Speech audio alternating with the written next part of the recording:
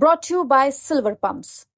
Top quality और consistent performance के लिए सिर्फ सिल्वर पंप्स नाम याद रखना। बिहार में बेरोजगारी के मुद्दे पर कांग्रेस पार्टी ने जोरदार प्रदर्शन किया और इस प्रदर्शन में कांग्रेस नेता कन्हैया कुमार अपने गृह जिले बेगूसराय में शामिल हुए। कांग्रेस के इस प्रदर्शन में समाहरणालय में तालाबंदी कर दिया गया और सरकार के खिलाफ आक्रोश व्यक्त किया गया। मीडिया से बातचीत में कन्हैया कुमार ने सरकार पर जमकर हमला बोला और कहा कि जो सरकार रोजगार नहीं दे सकती उनके दफ्तरों को बंद कर देना चाहिए। प्रदर्शन कर रहे हैं और बिहार के भीतर बेकारी को जो लेकर के आक्रोश है उस आक्रोश को प्रदर्शित कर रहे हैं।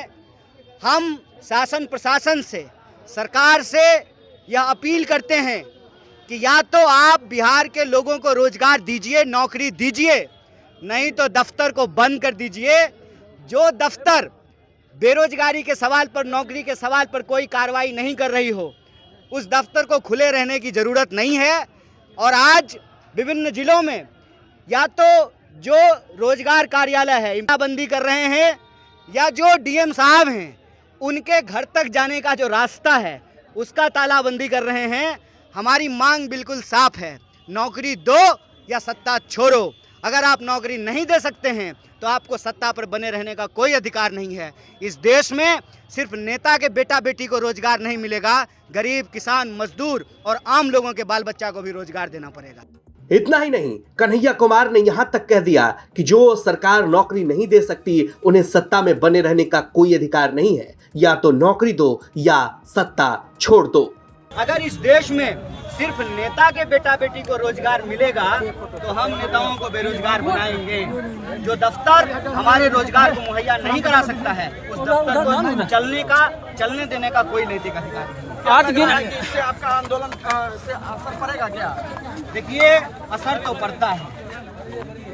हर इंसान को अपना जो है मेहनत करते रहना चाहिए। बहुत गंभीर है, पलायन के मुद्दे को लेकर के गंभीर है और असर तो इस तरह से पड़ता है कि कहते हैं ना, करत अभ्यास के जरमती होत सुजान, रसरी आवत जात के सिल पर पड़त निशान। यह नौकरी के सवाल पर जो तालाबंदी किए हैं इसका असर पड़ेगा।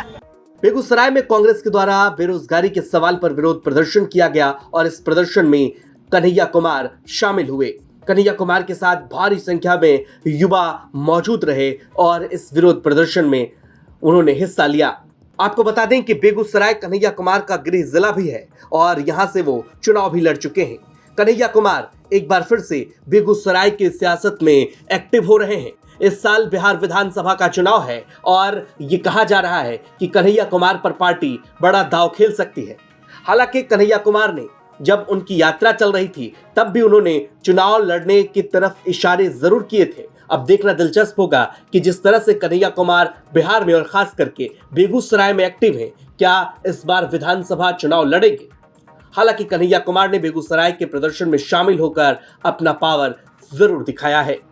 बेगूसराय से सौरभ कुमार की रिपोर्ट, बिहार तक।